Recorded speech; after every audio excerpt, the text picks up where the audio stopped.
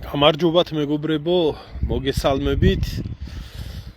მოკლედ დღეს დავასრულე მე ბლოგი, რომელიც დღევანდელი ომის ქრონიკას ეხებოდა, თუ რეგიონში რა ხდებოდა. და არ ვაპირებდი ახლა დღევანდელ თემასთან დაკავშირებით კიდე საუბარს, იმიტომ რომ დეტალურად იყო იქ აღწერილი ყველაფერი, ვისაც აინტერესებს, შეგიძლიათ ნახოთ ჩემს YouTube-ის არხზე. დღევანდელი ბლოგი, რომელიც ამ ომს ეხებოდა და ისედაც ადამიანურად გადავიღალე ამ ყველაფრიდან ახლა სულ ომი, უბედურება, ყოველ წამწუთში ინფორმაციების სვლა აქეთ-იქეთ და თვითონ გასაანალიზებლად სამხელა ინფორმაცია ძნელი არის, მაგრამ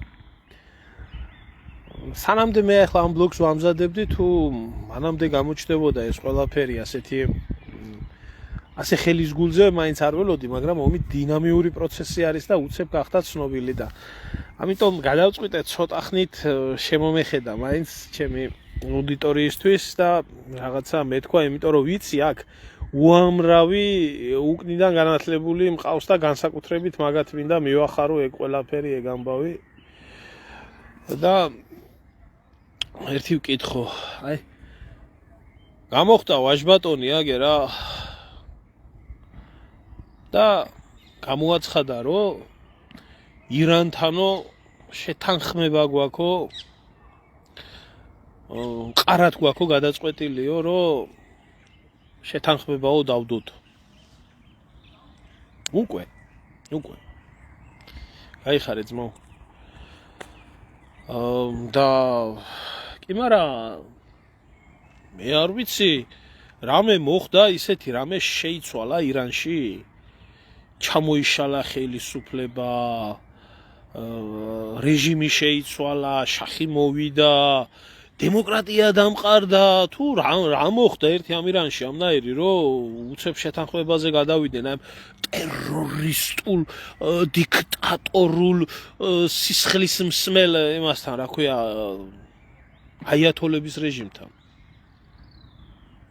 მოხდა რამე ისეთი, მე არ ვიცი, ახლა ვადევნებ თვალს ყოველ წამწუთში და რაღაცა ისეთი აღარ გამიგია. ირანში კი ბატონო, ეს იძახის, რომ ის რეჟიმიო აღარ არსებობს, 86 წლის აიათოლა ყოფილა პრობლემა და ახლებთანო პრობლემა არ აქვს დავდებულ შეკრულებასო და იქეთ ისა ნითანიაჰუ ცალკე კივის და წივის, მოკლედ დიდი ისტერიკა აქვს კოლექტიურ ეფშტეინებს ატეხილი და მე მინდა ამ ჩვენს დებილებს მინდა მივმართო ეს ავადმყოფებს, იმას რომ ცეკვავდნენ და ტაშფანდურობდნენ ირანის საელჩოსთან და რომ უხაროდათ ძალიან ბედნიერები რო იყვნენ, რომ ეს რა ქვია, აი ახლა შეიჭრება ხო ტელევიზორში ამერიკამ მოიგო. აი მერე ჩრდილო კორეას დაცინიან, რომ თურმე ჩრდილო კორეაშიო, ჩრდილო კორეის ნაკრებმაო იმასო რა ქვიაო. ბრაზილიის ნაკრებსო მოუგო აჩვენესო და ამნაირი ცხოვრება არის. ბიჭო, საქართველოში რა ცხოვრებაა სხვა? საქართველოში რა ცხოვრებაა სხვა? იგივე დღეში არა ხართ? იგივეს არ ლაპარაკობენ 24 საათი? მე გეკითხებით, რა შეიცვალა?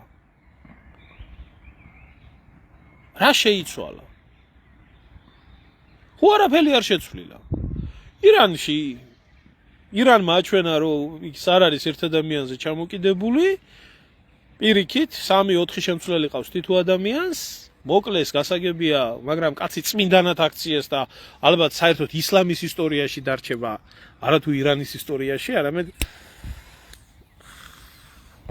აიათოლა დარჩება ისლამის ისტორიაში და ნებისმიერმა ერმა წარმოიდგინოს თავი ირანელების ადგილას, თუ ასე არ იქნება, ავიცი, ჩვენ ხო ვიხსენებთ ჩვენ წამებულ მეფეებს, რომლებმაც თავი შესწირეს, იგივე დემეტრე თავდადებულს, იგივე ქეთევან წამებულს, ხო ვიხსენებთ ამას, სამშობლოს გულისთვის თავი ვინც გაწირეს და ეს კაცი სხვა რამის გამო არავის მოუკლია, ფულის და ოქროს გამო არ წასულა არსად საყაჩაღოთ და იქ არ მოუკვლიათ.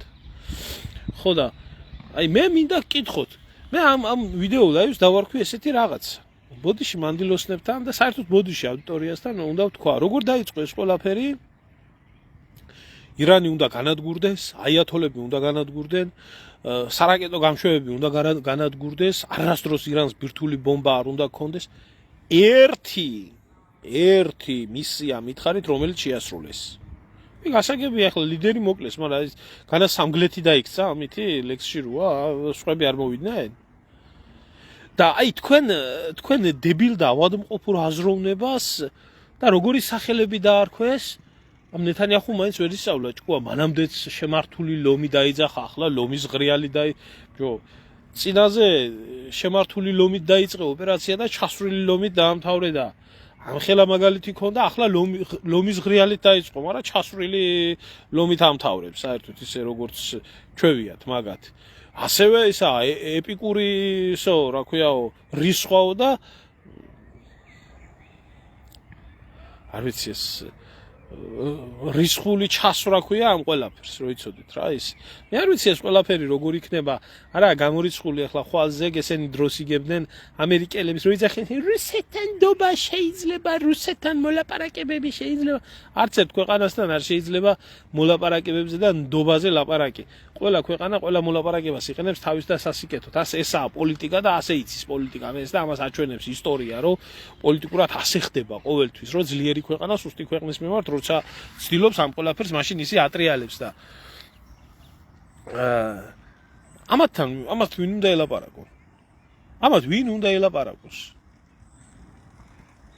როგორ შეიძლება თქვენ წარმოიდგინეთ ირანელების ადგილზე ისა ერთხელ ელაპარაკებოდნენ, გაუწყვიტეს მოლაპარაკებები, შეეცადენ დაებომბათ, შეეცვალათ რეჟიმი, არ გამოვიდათ. მეორედ გააკეთეს იგივე მოლაპარაკება მიდიოდა, შეთანხმებულები უნდა ყოფილიყვნენ, ისევე ის გააკეთეს. აი ცხვირპირში რომ მიიღეს, ახლა უნდა თურმე მოლაპარაკებები. ვინა ახლა ვინ ჭამს ესეთ რაღაცას? ჩაისვარა თქვენმა ამერიკამ. ძალიან ჩაისვარა. ამ მომენტისთვის ყოველ შემთხვევაში ჩასვრილი აქვს. ისრაელს საერთოდ დარჩება თუ არა, რუკაზე საკითხავია. ირანელები ამბობენ ჩვენ არა ვართო თანახმაო. დარჩებით თუ არ დარჩებით რუკაზე საკითხავია. ძალიან კარგი იქნება თუ არ დარჩება ისრაელი როგორც სახელმწიფოდ რუკაზე. თუ ისევე შეგიფარებთ ის თქვენი დედა ამერიკა და ის დედა ევროპა, ევროპული და ამერიკული სტანდარტებით, იმიტომ რომ უბედურების მეტი არავისთვის არაფერს არ მოგაქვთ. რაც შეიქმნა ეს ქვეყანა სულ სისხლშია, სულ უბედურებაშია, სულ ვიღაცასთან პრობლემა აქვს, სულ სადღაც პრობლემა აქვს, სულ სისხლი იღვრება და 10,000-ობით ადამიანი, რავით უკვე მილიონობითზე არა ლაპარაკი, იღუპება მთელ მსოფლიოში, იმიტომ რომ ისრაელს არ შეუძლია მოისვენოს. არა მე ვამბობდი რომ მედია ისე დაიმპროვებენ ცხვირპირს რომ მე ჯერ თავდასხმის თავი არავის არ ექნება თქო, მაგრამ როგორც ძაღლის კუდი არ გასწორდება, ისე ეგენი არ გასწორდებია. ამ მორიცხულია 1% არა მაგის შანსი. კუზიან სამარის მეტი ფელი არ გაასწორებს. ამიტომ ირანელები მაგის ჩიტები არ არიან, მსგავსი რაღაცეები ჭამონ. კი ბატონო, ჯერჯერობით ხო ასე არის ოფიციალურად ირანს ესე აქვს განცხადებული, ჩვენ არავის დასალაპარაკო არაფერი არ გვაქვს და აქვს თავისი პირობები. ვინც ნახა იქ ჩემი ბლოგი იქ კარგად იყო ახსნილი ყველაფერი, არ ვიქებ თავს, უბრალოდ ვცდილობ დეტალურად ახსნე ესეთი რაღაცა. ირანმა განაცხადა ესეთი რაღაცა, რომ მე გადამიხადეთ რეპარაციები, ის რაც ზიანი მოგვაყენეთ, გაიყვანეთ თქვენი საერთოდ შეიარაღებული ძალები რეგიონიდან რაც არის დარჩენილი და აქედან გამომდინარე დანარჩენზე მე ვილაპარაკოთ, მოგვეცით გარანტია რომ არ განმეორდება მსგავსი რაღაცა. აი თუ გინდათ, თუ საერთოდ ნებისმიერს თუ რომელიმე ქვეყანას უნდა მეორე ქვეყანას აგრესორს ჩააგდებიოს ხმა, აი ისე უნდა მოექცეს როგორც აგრესორი იმსახურებს. იმიტომ რომ თუ დიპლომატიას ძალა არ უმყარებს და რეალური სამხედრო ძალა არ უმყარებს ზურგს, გამორიცხულია იქ. ზედმეტია სენტიმენტები, პოლიტიკა არის საერთოდ ძალმომრეობის და დაჩაგვრის, ძლიერი ჩაგვრა სუსტს, ერთმანეთის სტოლები ერთმანეთს არ ებრძოლებიან და ცხოვრება გრძელდება ასე. ამიტომ სად არიან ახლა ამერიკელების ჭირისუფლები, სად არიან ამერიკელების მეგობრები, სადაა ნატო, რატო არ ყოფს ნატო ცხვირს? იმიტომ ხო არა რომ ძალიან ცხვირპირში წვდება და შეიძლება ძალიან დიდი დანაკარგიც მიიღონ, რა არის ამ ყველაფრის მიზეზი? ძალა.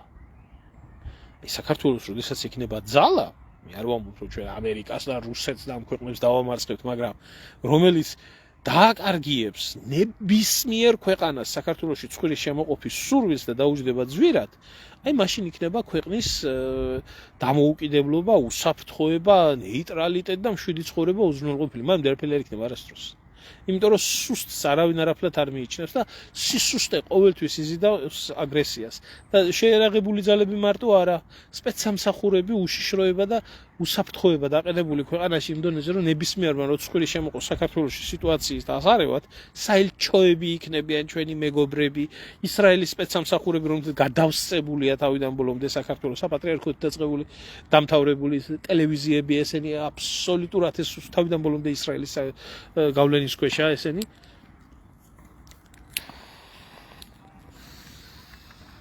მანამდე არ იქნება არაფერი. აი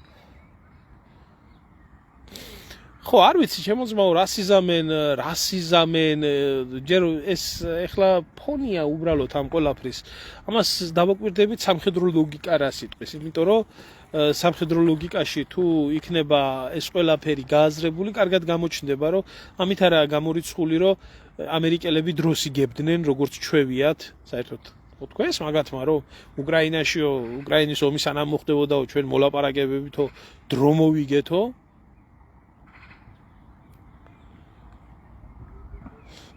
დრო მოვიგეთო, დრო ხო მოიგეს ერთ შემთხვევაში, დრო ხო მოიგეს მეორე შემთხვევაში. ხო, ამიტომ ახლა ამას კარგად გამოაჩენს ეს ყველაფერი. მე თუ მაქვს ეს ინფორმაცია და ბლოგის სახით გაწვდით ამ ინფორმაციებს, რომელიც არის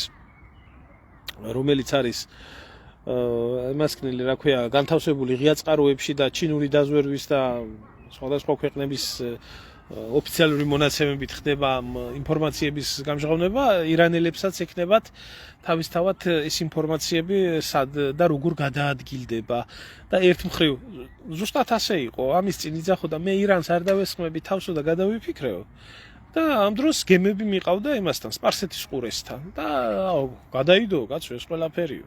ჩვენ არ ვაპირებთო ირანზე თავდასხმას და მე დაესხენ ბოზურად ისე როგორ ჩვევიათ. როგორი მენტალიტეტიც გააჩნიათ საერთოდ ამათ. და ამათ უკნიდან განათლებულ ადამიანებს საერთოდ საქართველოში. ხო.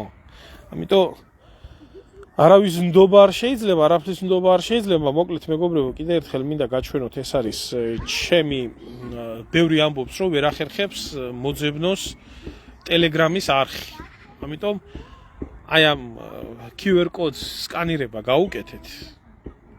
იმედია მაგას მოახერხებთ და თუ არა და კიდე არსებობს ერთი შანსი და შემობრძანდით და მოგაწოდებს სწორ ინფორმაციას, იმიტომ რომ ჩვენ ვინც ამ ყველაფერს ვადევნებდით თვალს, ძალიან კარგად ვიყავით ინფორმირებული თუ რა ხდებოდა და თუ რა იყო მოსალოდნელი საქართველოში და საქართველოს გარეთაც. ამიტომ თუ ინფორმირებული ხარ ადამიანი და სწორ ინფორმაციას ფლობ, ძალიან მარტივად დააღწევ ყველა იმ ხაფანგს და იმ საფრთხეს თავს, რომელიც ხაფანგი და საფრთხეც ემუქრება საერთოდ ადამიანს. საქართველოში სრული სიბნელე ჩრდილოკორეული საინფორმაციო საშუალებების სტილში ქართველი ერის შეყვანა ეს დიდი ხნის ტექნოლოგია არის. მაგის საშუალებას ირანის შანსი არ მის. რა თქმა უნდა არ მისცემს. ამათმა იმხელა ძალა გააღვიძეს და ამათ რო ეგონათ ეს ჩაჩმორებული დაჟანგული თოფებით და ისა რა ქვია რაღაცა ორი ღრიკიანი რაკეტებით და ასე შემდეგ და ასე შემდეგ. იმხელა ძალა გააღვიძეს, მაგას როდესაც ვამბობდი, მე სასაცილოდ არ კმაროდათ. ამათ ხო დაცინვა აიციან მარტო, რეალურად პასუხის გაცემა არ შეუძლიათ. გააუქმებენ ახლა ეს Facebook-ი თავიდან ბოლომდე იმის რა ქვია, ებრაელის საკუთრებაშია და ახლა ცუკენბერგი საქართველოს ასკენოთ არ გააკეთებს საქმეს. თავისთავად ეს ინფორმაციები ყველაფერი იბლოკება და სულ სხვანაირი ინფორმაციას ღებულობს ხალხი. ასე რომ ჩემო კუდრაჭებო ტრაკის ქნევით რო იყავით ირანის საელჩოს წინ დაკავებული და რო გიხაროდათ და ირანის დროშებით დარბოდით. ირანის კი არა, იმის კაცო შაჰის დროშებით რო დარბოდით ქუჩაში. ძალიან წარეპახმელია დაგიდგებათ და ძალიან დიდი იმედი მაქვს, რომ ამას მოყვება ძალიან მალე სხვა გეოპოლიტიკური ცვლილებები და საერთოდ შეერთებული შტატების ჰეგემონიაც ხwirpirს მოიტეხავს და საქართველოსდანაც როგორც ავღანეთიდან გარბოდნენ. როგორც ესა რა ქვია, ამათი აგენტურა და ამათი ჩათალახი, ამათი წყალწაღებული ნაგავი, აი ესე გაიქცევიან საქართველოსთან. მე იყვნენ რა გინდა ამერიკასთან. რა უნდა მინდოდეს? თუ ვინმე ერთი დედაძაღლი ქართველი იყო, თუ ვინმე ჩათლახი იყო, თუ ვინმე ნაბოძვარი იყო, ყველა ამათმა მონახეს და ყველა ამათმა დაასვეს ქართველებს თავზე და ესეთი აყროლებული ადამიანები გამოზარდეს ქვეყანაში, რომლებსაც ქართულის კი არა, ადამიანობის არაფერი არ აქვს. დარჩენილი საერთოდ შერჩენილი ჩვეულებრივად შეხედავ ბიოლოგიური ნაგავია. ადამიანი არა, ბიოლოგიური ნაგავია. მოუწამლეს ტვინი და გამოიყვანეს ესეთი ბიონაგავის საზოგადოება და მეც რას უნდა ვერჩვენ.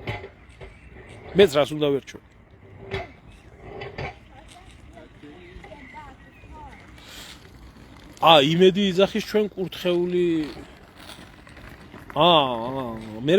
მე იმედმა არ იცის ისა რა ქვია კურთხეული მიწა თუ არის და ხო ამ ბოლო დროს ძალიან ბევრს ლოცულობენ ის ხო ძალიან იმედი ძალიან დიდი მლოცველი გახდა ეს ტევე პირველიც ძალიან დიდი მლოცველი გახდა საქართველოში და აი ძალიან დიდი ისა რა ქვია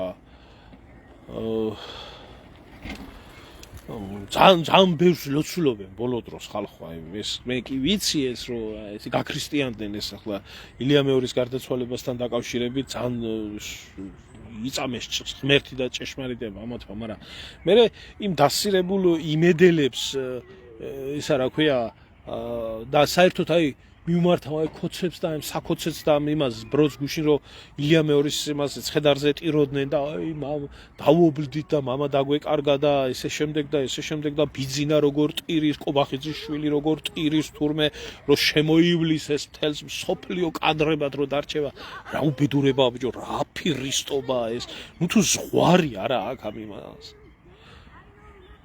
მე ილია მეორის ნათქვამი რა გაიგონეთ როდესმე თქვენ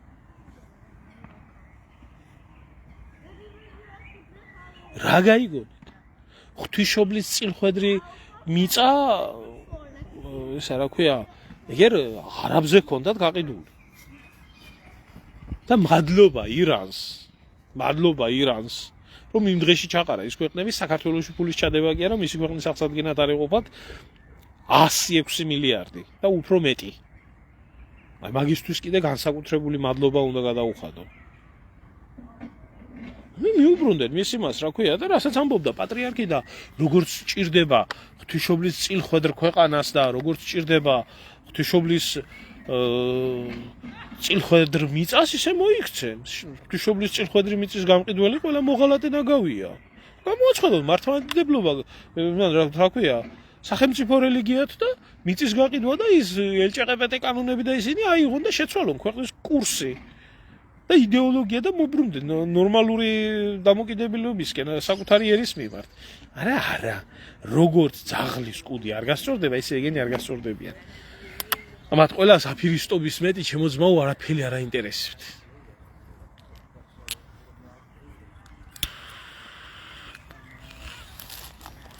რა შეეხება ავღანეთში იარაღის დატოვებას, გასამოვ თუ ჩემი ძმა ხარ, ავღანეთში იარაღი კეთილინებისთვის კი არ დატოვეს. იმისთვის დატოვეს, რომ ჩაისვარეს, გამოიქცენ ესერთი და კიდე ქონდათ იმის ფიქრი, რომ ესენიო ჩვენ იარაღს დაუტოვებთ და აქო ერთმანეთს დახოცავენ. იქაც იდეოლოგიამ გაიმარჯვა.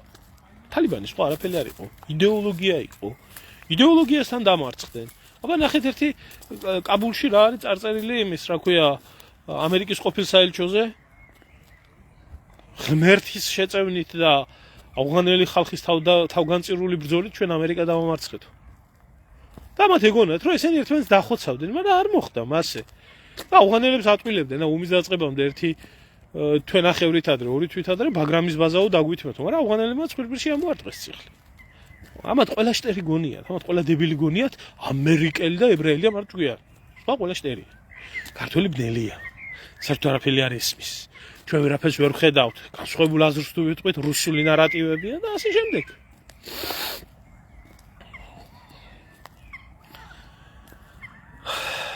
ახლა რა უნდა გითხრა, ქალბატონო ნანა, ბავშვურ ცრემლებს დავცინი ახლა მე დავცინე ესა რა ქვია, ბავშვურ ცრემლებს? საიდან გამოდიხართ ამნაირი პროვოკატორები? საიდან გამოდიხართ ასეთი პროვოკატორები თქვენ, კაი დედმამიშვილებო?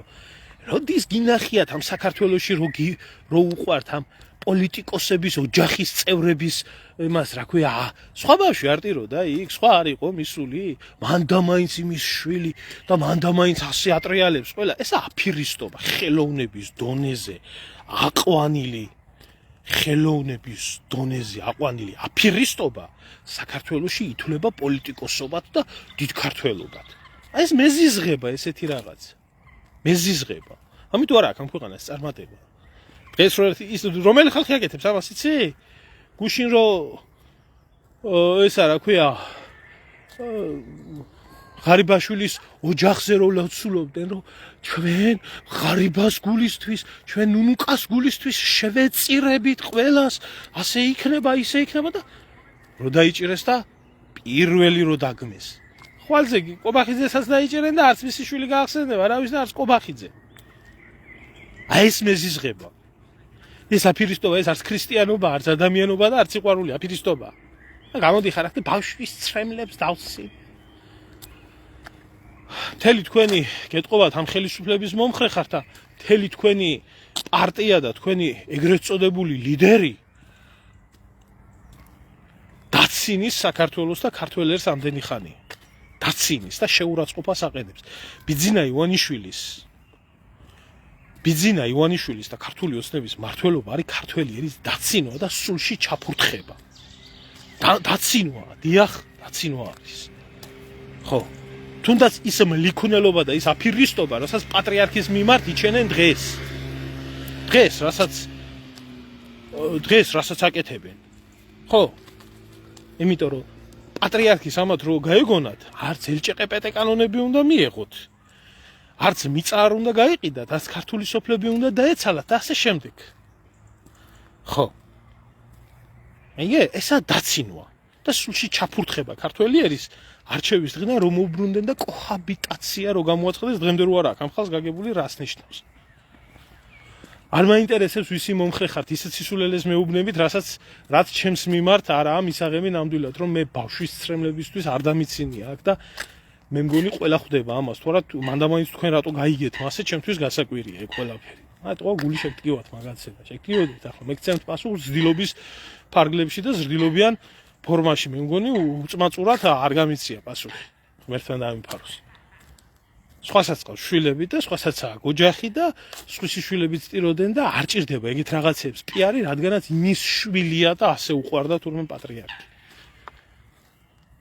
ბავშვს რას ვერჩი საწყალმა ბავშვმა რა იცის რა ნაგავი მამა ყავს კაცი რომელიც ამბობს რომ მე ეროვნული ცნობიერება არ ვიცი რა არისო და ბაბუა უფრო ნაგავი რო ყავს აი ისე ზედ გამსახურდიას და ეროვნული მოძრაობის მტერი ადრე თუ გვიან იმასაც გაიგებს და აი ის უფრო მეტი დიდი ტრაგედიაა და ის ბავშვი თუ წესიერი გაიზრდება და გამოვა ძალიან შერცხვება რომ ასეთი წინაპრები ყავდა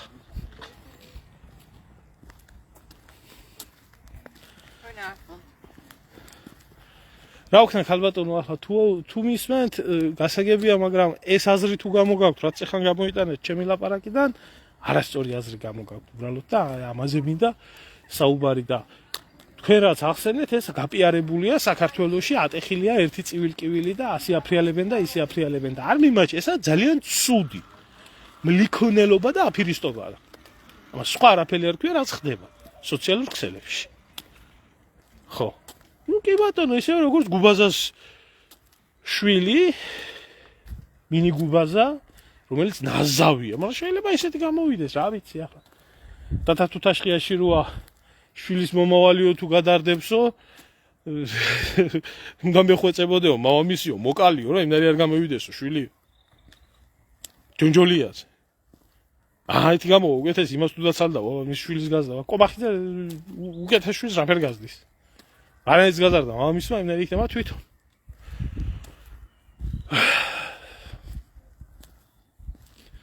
ეს რაღაცები მე არ მახასიათებს ხალბატონო და ვისაც ახასიათებს იმათ მიეცით შენიშნე ხო ბიძინა და ბერა და აი ბერა იყო ბერა 40-ზე იყო იქ მისული ბერა იქ იყო მოსული აი თურმე როგორ ფეფილი არ იცვლება თავის დროზე სააკაშვილს რო დაყავდა მისი შვილი და აი პატარა ნიკოლოზი და აი პატარა ედვარდი და ახლა ეგია მოდაში. ასე. გორჯისტანი და ამათია ქვეყანა.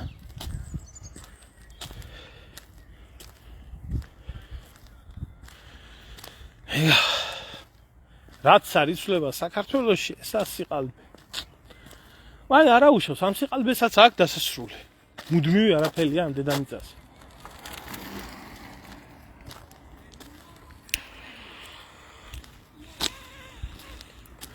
კარგი, ჩემო კარგებო, დაგემშვიდობებით.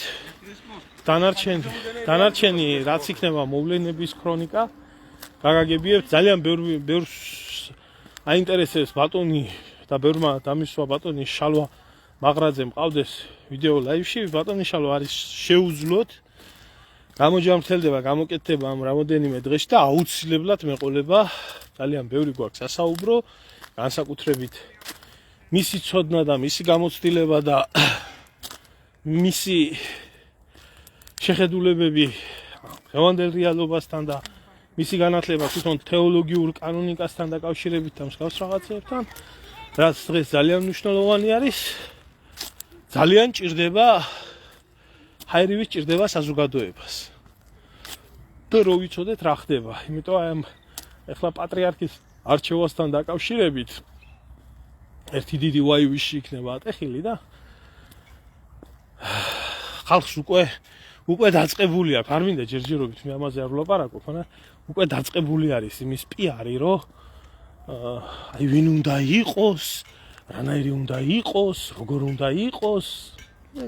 რა ვიცი, ერთხელ ცოტა ვითომ და შეიძლება იფიქროს ადამიანმა, რომ ნორმალური მოვლენაა საერთო ჯამში ესეთ ცვლილებების დროს, მაგრამ საქართველოში ცოტა გადაზედმეტებულ, გადაჭარბებულია ყოველთვის და